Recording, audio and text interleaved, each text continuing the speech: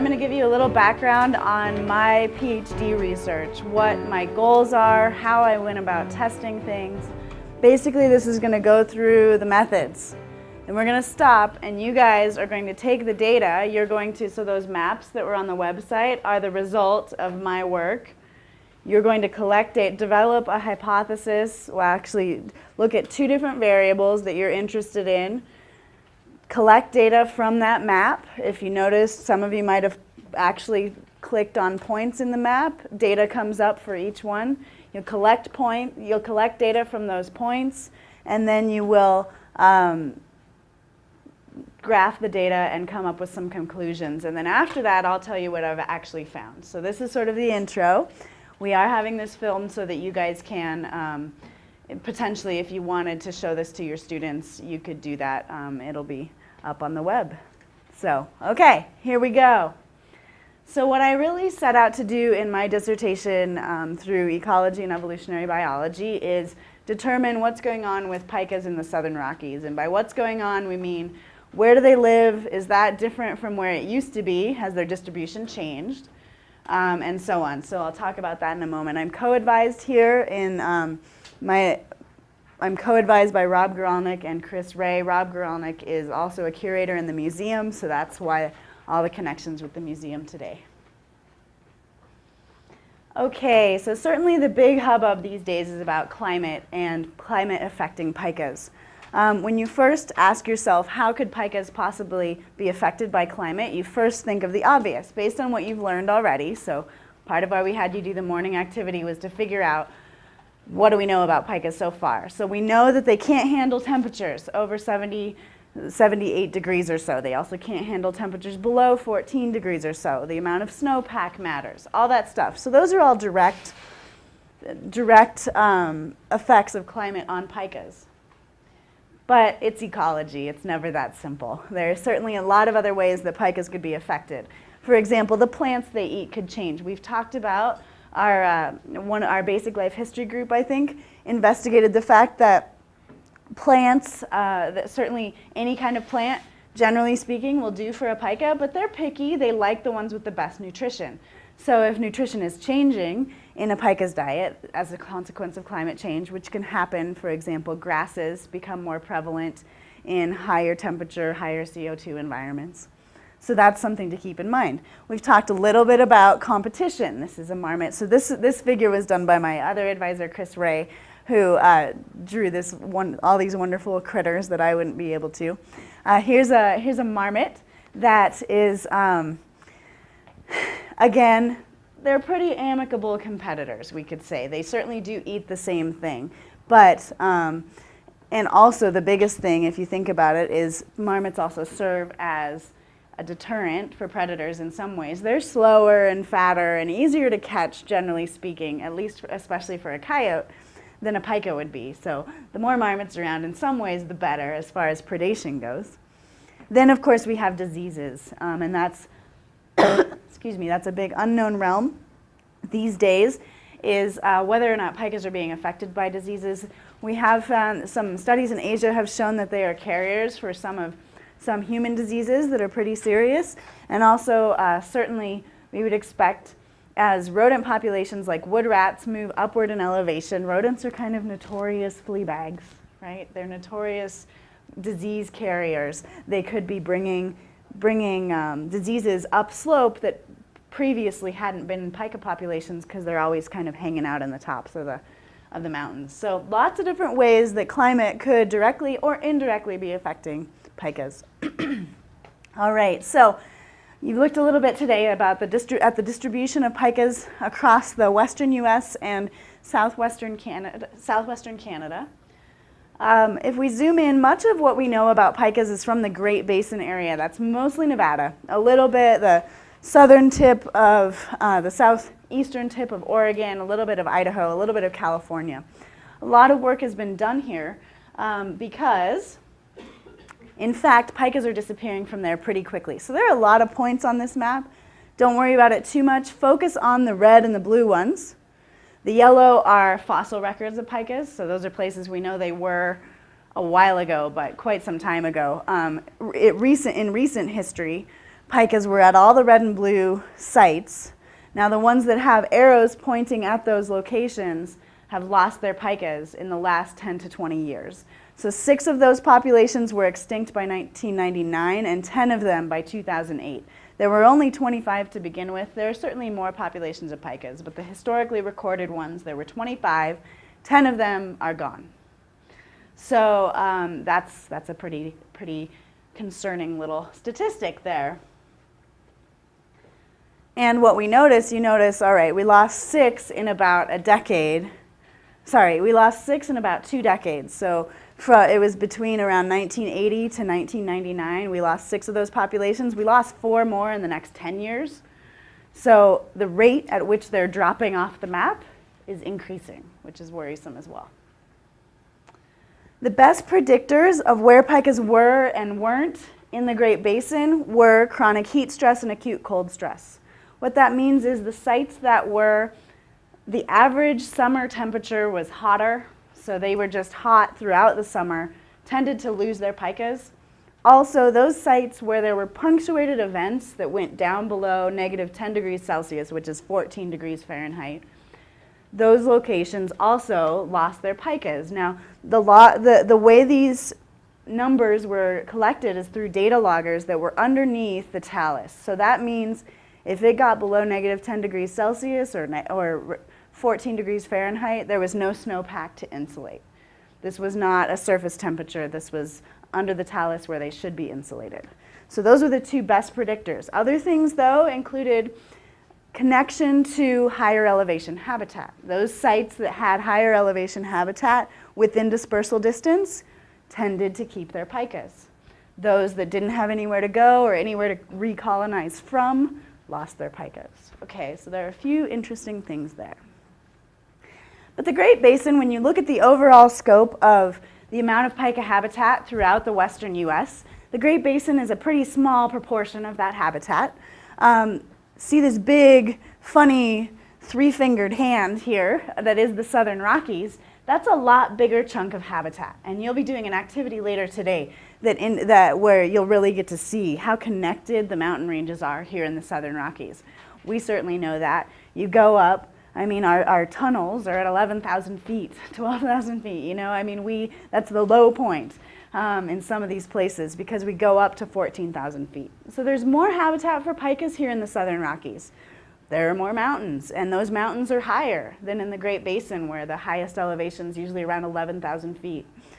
And they're better connected. So we would think they'd be doing better here. The question is, are they doing better here than in the Great Basin, or are we seeing any similar trends? All right, so, and what is predicting where pikas are here in the Southern Rockies? So that's what we wanted to look at. And just a demonstration here. If you think about 78 degrees Fahrenheit, that seems pretty cool to us. For a pika, that's the maximum. If they have to stay out in it, it's too hot.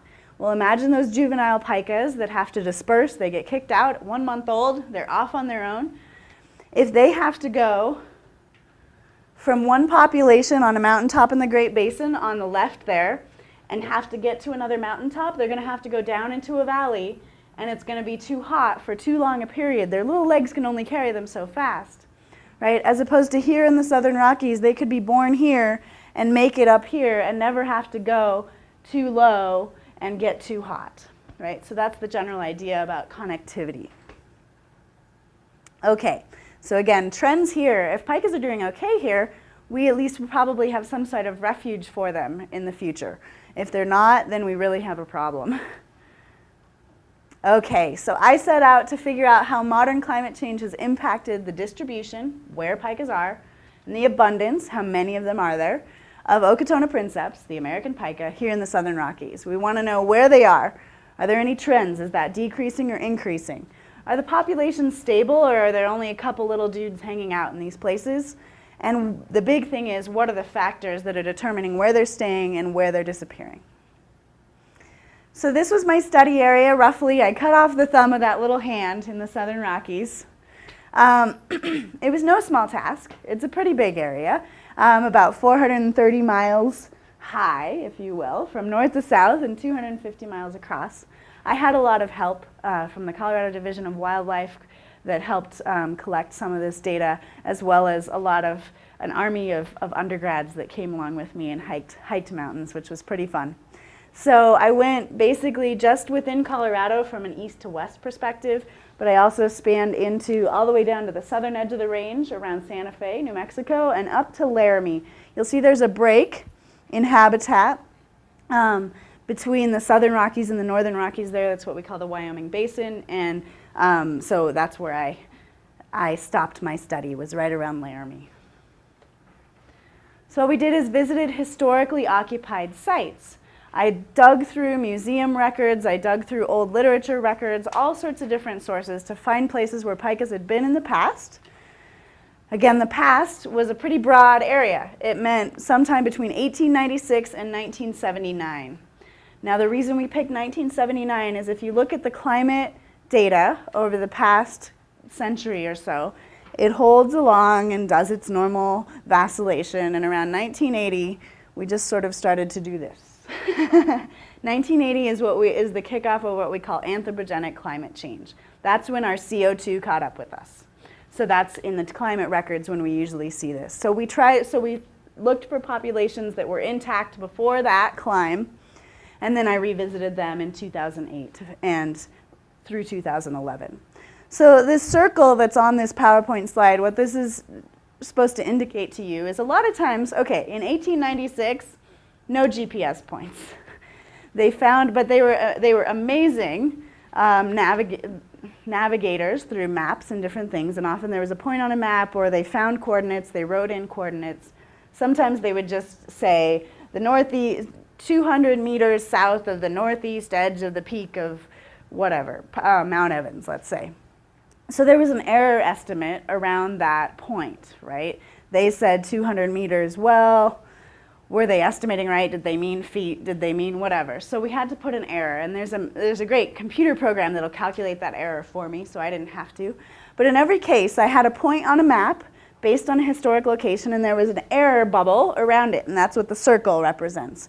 Within that circle, there were a bunch of talus slopes, hopefully. Some cases there weren't, and I had to throw those out. There was no habitat.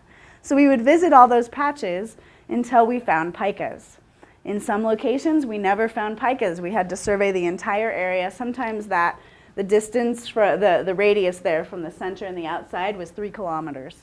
So in some cases, I was trekking around for quite a while there. But again, I had a lot of help. So that just gives you a sense of what we did. We went out, and again, we looked to see if pikas were there. There are a lot of ways to know if pikas are somewhere. The first is you see them. I call them the terriers of the small mammal world because they think they're bigger than they are, and they're ready to tell you to get the heck out. And so they do with their calls. That is a Southern Rockies call that says, get the heck out of my territory. I don't care if you're another pika or a giant ape. I want you out, and I want you out now. Sometimes if you ignore them, I've only heard one story like this, but my advisor's father was bitten on the big toe. The pika had been calling for quite some time, getting a little closer, saying, no, seriously, get out. No, seriously, get out. No, seriously, chomp. He bit him on the big toe. He was airing out his feet, but that's pretty rare. That's awfully rare. Usually they'll call and tell you to get out, or sometimes they're also warning their neighbors that you're coming. Either way, you can see them because they'll come up on a rock to call. You'll also hear them. They have a very distinct call. They also have distinct scat. We talked about it a little bit earlier, the peppercorns. You can see those peppercorns and know that pikas were there recently. You don't always know when. If you break open their little pellet, though, and it's still kind of greenish inside, you know that chlorophyll was in a plant fairly recently. So we usually say this season's, and usually it's within the last week or so, is nice and green and moist and lovely in there. So that's, we can detect scat. We can also detect their hay piles, of course. Hay piles are often really conspicuous. I don't know how well you can see this, but this is hay, a huge amount of hay scattered all around this rock. So they're pretty conspicuous. But we also, of course, wanted to know what limits pikas, why they are where they are. So we collected a bunch of characteristics about the sites. We collected how big is the biggest rock? How big are the biggest 10 rocks to get a sense for how much habitat is there. Again, they want good shelter, they want a good view when they're finding a territory. For that reason, they need a nice big rock that they can jump up on and look out and survey their territory. They also need nice big spaces in between rocks to hide in and to put their hay in. We also want to know how deep the talus is. Can they go way down in there? The deeper your basement, the cooler it is, right? So that's really good in the summer. And finally, we collected information on vegetation, on elevation, on what direction the site was facing, north facing versus south facing, all those different things. So that's all I'm going to give you for now. What you're going to do now is develop a hypothesis, actually two, about what might limit pika's distribution here in the Southern Rockies. You're going to have 8 different variables to work with. 4 of them are continuous, 4 of them are discrete. We're going to ask you to pick one of each. So the continuous ones, elevation, latitude, summer high temperature, and yearly precipitation. You're going to pick one of those. Then we have some discrete variables that are just in categories. Is there water under the talus or not? How deep is the talus? We just put this into shallow and deep, cut off at a meter. If it's less than a meter, it's shallow. If it's more than a meter, it's deep. Is it north or south facing? And what is the vegetation type? You'll have forest, meadow, or riparian to work with there. So you want to, as a group, as a team, pick a continuous variable and a discrete variable and develop a hypothesis. We have some worksheets for this too, so you don't have to dirty up the copies that are in your notebooks, and you can work through, develop those. For those of you, so developing hypotheses is tricky, so we're going to do a little primer on that really quick. Tammy's going to go through kind of the scientific method, keeping it straight, because I can tell you, having taught Gen Bio here at CU for several years, we get students coming to our classrooms that have about 8, if they're from 80 different high schools, there are 80 different ways they write hypotheses and predictions. So we certainly hope to give certainly our in-state kids a good chance at having a leg up. So we're going to try to train you to teach hypotheses and predictions the way they're going to be expected to know it when they get into Gen Bio in our department. So that's where we're headed. Tammy's going to give us that. You can start to think about this stuff, but we'll give you those worksheets in a minute once you've kind of gotten your legs back under you for hypotheses and such. So this slide will come back in a little bit. Okay, so let's talk about what I've found in my research. So I went out, we visited all those sites.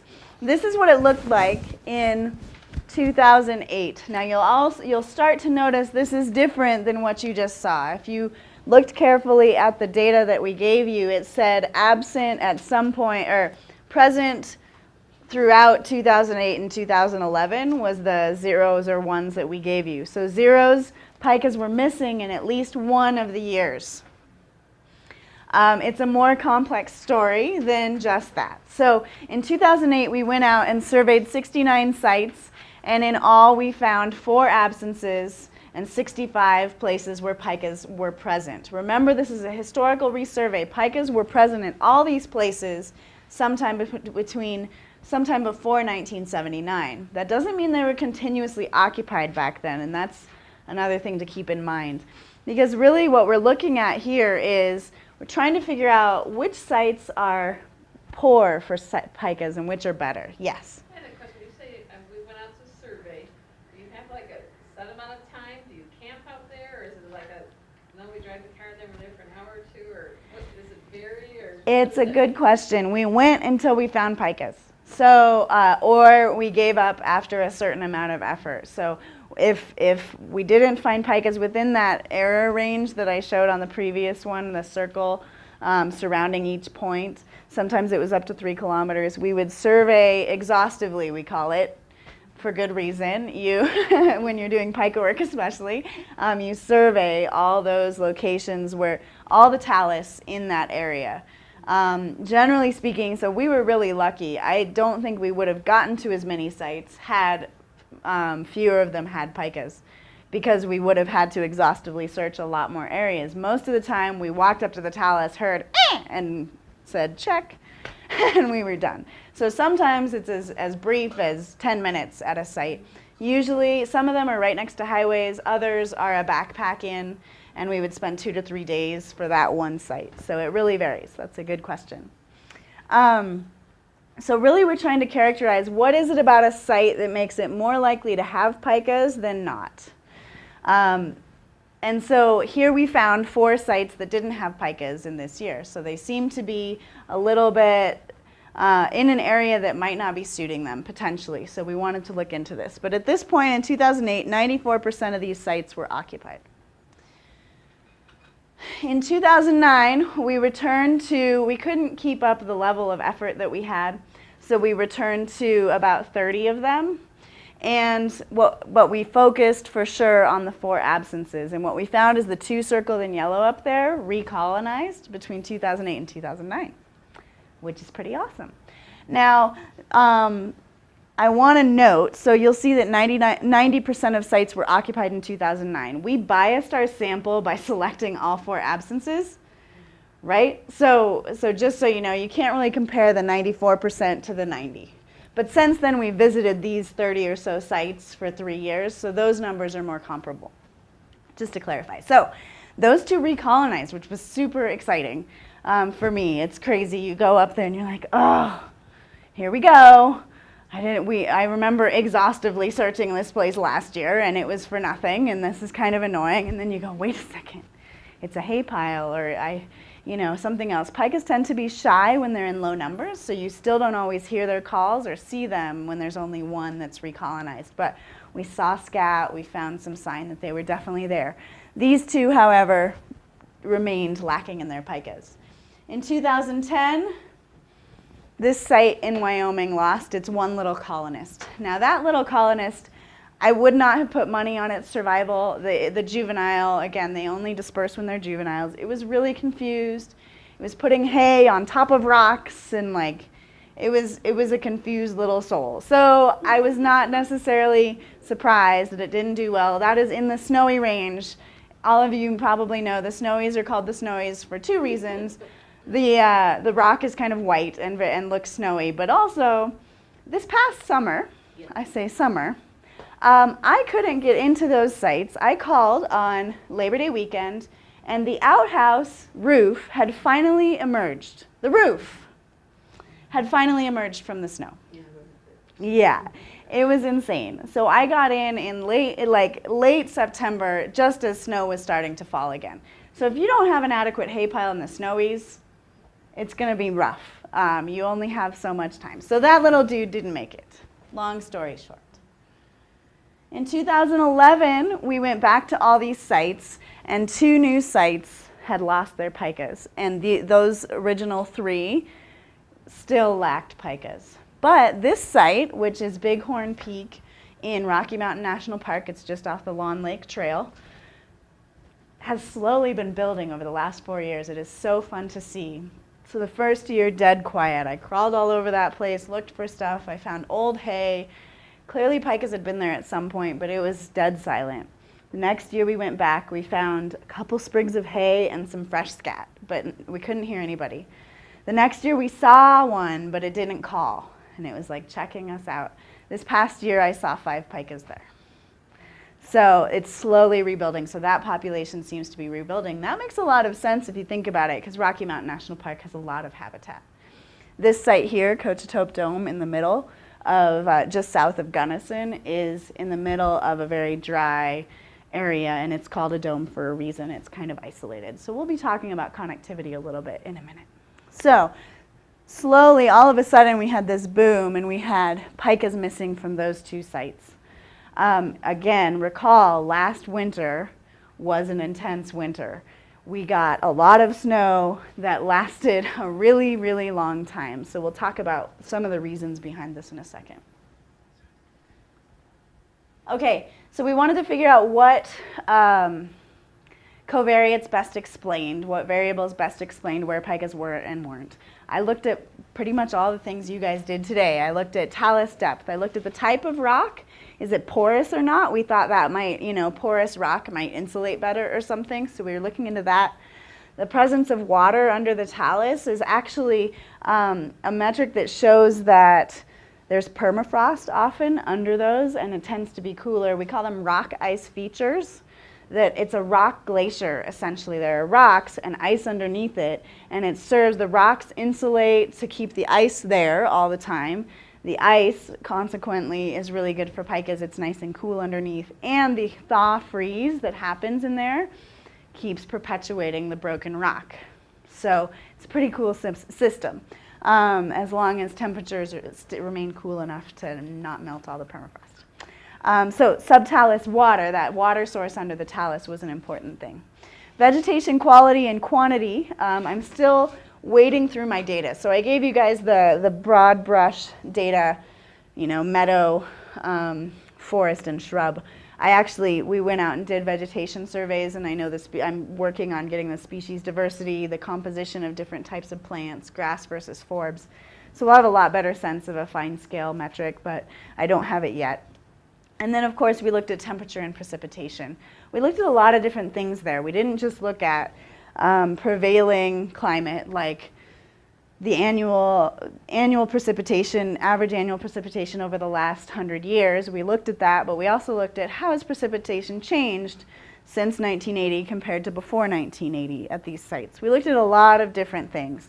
We looked at the variation. Some sites, one year it's a drought, the next year it's a ton of snow, and back and forth, whereas others are consistently whatever they might be. So we looked at a lot of different factors climatically. But here's what we found. In 2008, with those 4 absences, we found that precipitation was the #1 predictor. All 4 of those sites were on the far end of the precipitation spectrum, and by far end, I mean the dry end. You can see 2 of them were by far the driest, so they're on the zeros that are on the far left there. And then the other 2 were certainly still pretty low compared to one site that got 1,400 millimeters. That's a lot of snow. That's not snow. That is precipitation. That's melted down, right? So that's a lot of water. So they tended to be on the dry end of things. And we looked at change, and when change in annual precipitation popped up, we thought, oh, cool. So maybe they're the sites that have gotten drier. In fact, no. They were all the sites. See here, what we have is change in mean annual precipitation. All of these are hovering around the 0. That means they were the sites that have always been dry and have remained dry. Dry sites are not good for pikas. What this made us think is probably some of these sites, it was pretty good luck that the previous folks actually saw pikas there to begin with. There's probably a rare colonization event to these places when it's a really good booming pika year, but they're not a site. We call it a sink in metapopulation dynamics. It's a sink because you can keep pouring pikas in and they just keep dying, right? As opposed to a source, which would be a good healthy population that keeps cranking out babies. So a neighboring population cranks out babies, but they just keep sinking in this location. So that's what it looked like to us. That seemed to be the trend. Now, what's really interesting is those 2 sites that were slightly wetter but lacked pikas were the 2 that were recolonized in 2009. So the 2 driest sites are the 2 sites that have lacked pikas all 4 years. Those 2 sites were recolonized in 2009. One of them lost their pikas again and hasn't continued and has remained lacking in pikas. But that was certainly an interesting thing. It kind of reinforced the fact that it certainly seems like precipitation matters in some way here.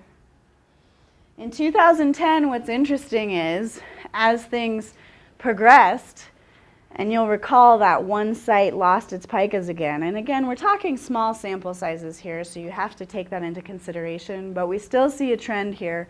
Suddenly, summer maximum temperature mattered too. That site that lost its pikas again was hotter than the other site. Okay, and I can verify that. This is the one in the snowies, but in the summer it is south facing. It is south facing, and it gets very hot there. And as we proceed, remember we lost 2 new sites in 2011. They were very wet, but very hot. All right, now if you think about that, think about what that means for a pika, and this will lead into our next activity, but if it's really hot, how do you think that might change a pika's behavior in the summer? Go underground a lot. What are they not doing? Storing food. So if you're in a really, really snowy location, really snowy, and you don't have a big enough hay pile, you're in trouble. Equally, if you're in a really hot location and you don't have any insulation, if you're on the other end of the precipitation situation, then you're not going to have enough food and you're freezing to death. Either way, you're either starving to death because the winter's too long on the very far end of things, or you're starving to death because you just can't stay warm enough without snow insulating you. So in fact, the best predictor now it's looking like is temperature. Though precipitation plays a role, but on both ends, so that's always statistically can mess with your numbers, right? So that's a pretty cool thing we're starting to see here. These sites, suddenly the hot, wet sites are starting to fall off as well. And we'll see, they may be recolonized next year. That's the thing about pikas, they constantly recolonize. The issue is when that influx of new pikas stops coming, right? And we'll talk about that again in an activity that's coming up. So I just wanted to point out, this is what it looks like if you take all the data and look at mean maximum summer temperature versus pika occupancy. They're all clustered here on the hot end of the spectrum. And this is in degrees C, so it looks a little different from what you saw. But what I want to point out really quickly, anybody notice that when you saw this? Yep. So what's up with this dude? This site is in New Mexico. But Valles Caldera is a very unique place. Has anybody been there? I haven't been, but I know you can't get into a very special permit. It's very yeah. So this is a beautiful place that is I don't remember if I put a picture in here. Yeah, there it is. Yeah, exactly. It's a national preserve, so there are about 1,000 different, it seems like national parks, national forests. This is a national preserve, and it is in the past, in the ancient past, it was a giant volcano that collapsed in, and the grass you see down here is the caldera. It's a giant crater that was formed. But on the edge of this crater are all these what we call Felsenmeers. Felsenmeer in German means river of rock. These rivers of rock that flow all the way in, and you can picture them as lava flows. Excuse me. This stuff is deep. I don't know how deep it is. Luckily on my data sheet, the last category is greater than 1.5, so I just circle that. It is deep. Luckily I also wear a fake wedding ring in the field because I lost a fake wedding ring in this place. I've lost several data loggers. I've lost a lot of stuff. It falls down, never to be seen again. I have very rarely seen a pika hay pile here, and I don't think it's because pikas don't hay here. It's because they pull it all so far down, I can't see it. So this place has very deep talus. It has a gentle slope. It's not, one thing is north and south facing matters, but also the degree of slope matters, right? The steeper the slope, the more insolation, input from the sun you get. So this is a nice gentle slope. You're not going to get as much input. And again, it's northwest facing. It is porous rock, and there's water. There are pools that I can see when I'm trying to find my data loggers and everything else. There are pools of water underneath here. So all those microclimate variables, when we talk about the fact this is probably a multivariate situation, make for exceptions, right? If the microclimate is right, the prevailing climate, whatever the temperature is on the surface, doesn't matter as much. So it's just an interesting side note. And just to look really quickly at the comparison between presences and absences in different years, looking in this case at precipitation, the biggest thing to notice is in every single year, absences are significantly drier than places with pikas. Similarly, they're significantly hotter. All right, and finally, we're still trying to delve into the mechanism behind this. Again, I've alluded to maybe there's a snowpack thing with the precipitation, but we don't know yet. Also, the microclimate question, what is the climate the pike is experiencing, not what's on the surface. and vegetation. So I use these temperature data loggers. There's a picture of one in the middle there. That's what I use to find out the microclimate, and I can actually get it snowpack this way too. A typical day in the talus to a data logger looks like this. A typical summer's day. Here comes fall, first snowfall. So daytime high, nighttime low. All of a sudden it levels out because insulation hits, and just like in this room, temperature's not going to vary like that, like it does outside. It's going to stay consistent because it's a climate controlled. Well, snow makes a climate controlled situation for a pika. So I can actually figure out how many days are snow covered for a pika, that kind of thing, at these different sites. So I'm able to look at that with the data loggers, and of course I already described that I'm looking into vegetation. We're also looking at the connectivity between sites. As I said earlier, there are some places if you could run across a ridge top and meet another and go to another population, no problem. If you have to go down into a valley, that could be a problem. So we're looking at connectivity and trying to figure out, so far this has been, what about a site makes it more likely to have pikas or not? What we want to know now is what made pikas move in 1 year or disappear in another. And that could be that big snow year we got, and all of a sudden a wet site that has hot temperatures got really slammed because the typical wetness in a given winter was amplified last year. So we want to look at those punctuated events, look at a given year's snowpack to see if that explains why those two sites lost their pikas that year. So I'm looking into that. And I think that's about it. Again, the overall trend is, remember there were 10 out of 25 sites lacking pikas in the Great Basin. We're still at only 6 or so here out of a lot more. Out of probably, well, I've been looking at 30, but we know there are about 70 sites overall. But we are seeing a steady decline in occupancy. We need to keep monitoring it. And it's looking like climate in both precipitation and temperature could be playing a role here. So lots of people help me do all this. Lots of people give me money. Well, not too many people, but some people have, and I really appreciate those people.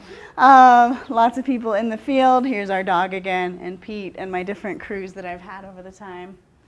So with that, I can answer any more questions you guys have about this, because we're wrapping up that first exercise. So any thoughts or questions, we can discuss them now.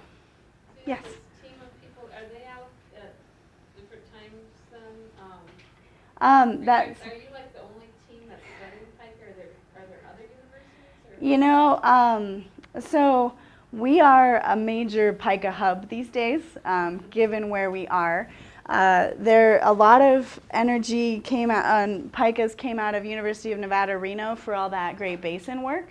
So the folks that did all the Great Basin work were out of there. The guy who did that work as his PhD project now works for U.S. Geological Survey. He's currently in the Bozeman office, and he's continuing to do work. And pikas are hot now. No pun intended, I'm sorry. I really didn't mean to.